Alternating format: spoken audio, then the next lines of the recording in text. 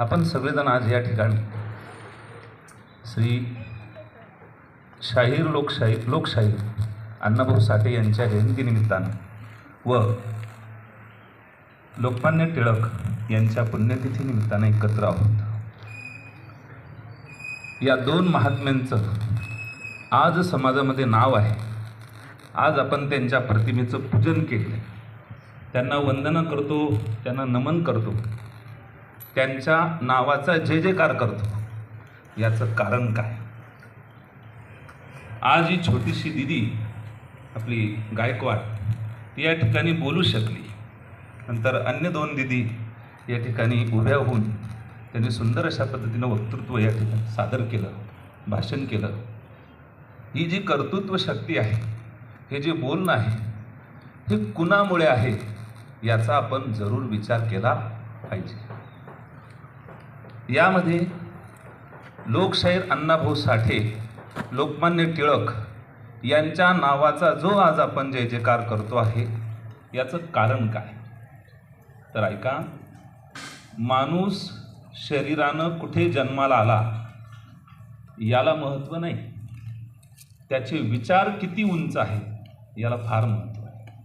म्हणजे आपल्याला मोठं करतं ते आपलं शरीर नाही, तर आपले काय मोठं करतात? बोला. विचार मोठे करतात. तुमचे विचार जर सुंदर असतील, तुमचे विचार जर मोठे असतील, तर या जगामध्ये आपण आपलं नाव लौकिक प्राप्त करू शकतो. जसं हे शाहीर आहेत, हे शाळेमध्ये शिकायला गेले नाही, पण त्यांचं जीवनच हे त्यांचं पुस्तक बनलं. समाजामध्ये होत असलेला अन्याय, अत्याचार, गरिबांची पिळवणूक, भ्रष्टाचार या सगळ्या ज्या गोष्टी त्यांनी डोळ्यांनी पाहिल्या आणि त्यांना वाईट वाटलं, आणि आपल्या शायरीच्या माध्यमातून त्यांनी जगामध्ये प्रबोधन केलं. उदाहरण देतो. एखाद्याचा पेन आपण घेतला, चोरला म्हणा, घेतला म्हणा, काढून घेतला म्हणा, तर त्याचा अंतःकरण दुखेल की नाही? ज्याचा घेतला त्याचा. बोला. एखाद्याचा पेन आपण काढून घेतला दप्तरातून, तर त्याचं अंतःकरण दुखेल. त्याचं अंतःकरण दुखलं की तो अन्याय झाला, ती अनिती झाली, तोच अत्याचार झाला. आणि ती पिळवणूक, गरिबांची होत असणारी पिळवणूक, कष्टकऱ्यांची होत पिळवणूक, ही मात्र शाहीर लोकशाहीर अण्णाभाऊ साठे झाली नाही. आणि त्यांनी आपल्या शाहिरीच्या माध्यमातून, पोवाड्याच्या माध्यमातून, कादंबऱ्याच्या माध्यमातून समाजामध्ये प्रबोधन केलं, आणि आज तागायत त्यांचं नाव शिल्लक राहिलं.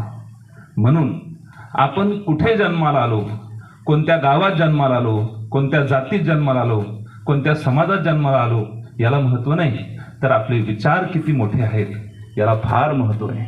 म्हणून आज आपण ज्यांची जयंती साजरी करतोय ते लोकशाहीर अण्णाभाऊ साठे, एकेकाळी फार मोठे महान साहित्यिक, कादंबरीकार, लोकशाहीर म्हणून नावाजलेले गाजलेले व्यक्तिमत्व होते. त्यांची फकीरा ही कादंबरी फार मोठी आणि प्रसिद्ध आहे. किंवा माझी मैना गावाकडं राहिली, माझ्या जीवाची होती या काहिली, हे त्यांचं सुंदर याच्यामध्ये काय त्या कर्नाटक महाराष्ट्राच्या त्या याच्यामध्ये ते प्रसिद्ध झालेलं त्यांचं ते गीत आहे. आपण यूट्यूबला सर्च करू शकतो. असे महान लोकशाहीर अण्णाभाऊ साठे यांच्या जयंतीनिमित्तानं मी त्यांना विनम्र अभिवादन करतो. आणि दुसरी गोष्ट, स्वराज्य हा माझा जन्मसिद्ध हक्क आहे आणि तो मी मिळवणारच, ही गर्जना, ही घोषणा त्या काळी देशाच्या स्वातंत्र्याच्या वेळेला लोकमान्य टिळक यांनी काय केली? घोषणा केली की तो माझा हक्क आहे आणि तो मिळविनच. अनेक घोषणा आपल्याला पाहता येतील. मेरी झाशी नाही दूंगी, कुणाची ही? बोला. ही घोषणा कुणाची? मेरी झाशी, झाशीची राणी लक्ष्मीबाई, बरोबर. नंतर तुम मुझे खून दो मैं तुम्हें आज़ादी दूंगा, ही कुणाची आहे? नेताजी सुभाषचंद्र बोस. तुम मुझे खून दो मैं तुम्हें आज़ादी दूंगा, तुम मुझे तंबाखू दो मैं तुम्हें चुना दूंगा, ही कोणाची आहे?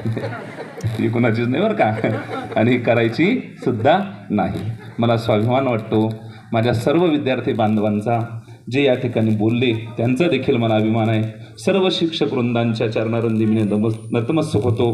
आपण जी ही पिढी घडवत आहात, आपलं जे शाळेचं नाव होतं आहे ते खरोखर आत ऐकण्यापेक्षा आम्ही जेव्हा बाहेर ऐकतो हे निश्चितच आपली छाती फुगवण्यासारखं आहे.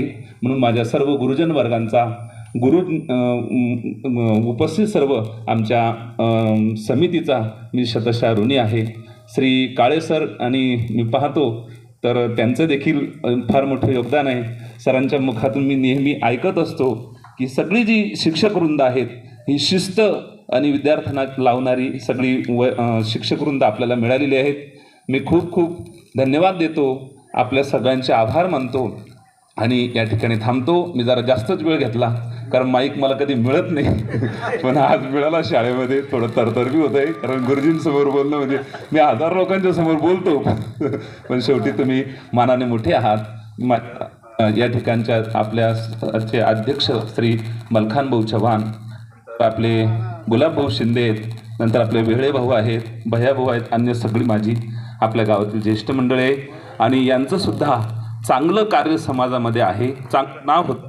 एखाद्या राजकीय व्यासपीठावर जाणं किंवा राजकारणामध्ये प्रवेश करणं तर दुसऱ्या विरोधी पक्षाशी लढणं एवढं सोपं नाही आणि त्यातून ते काम करत असताना समोरच्याशी विरोध पत्करून गावाचा विकास कसा करता येईल, चांगल्या योजना कशा आणता येतील यासाठी कायम प्रयत्नशील.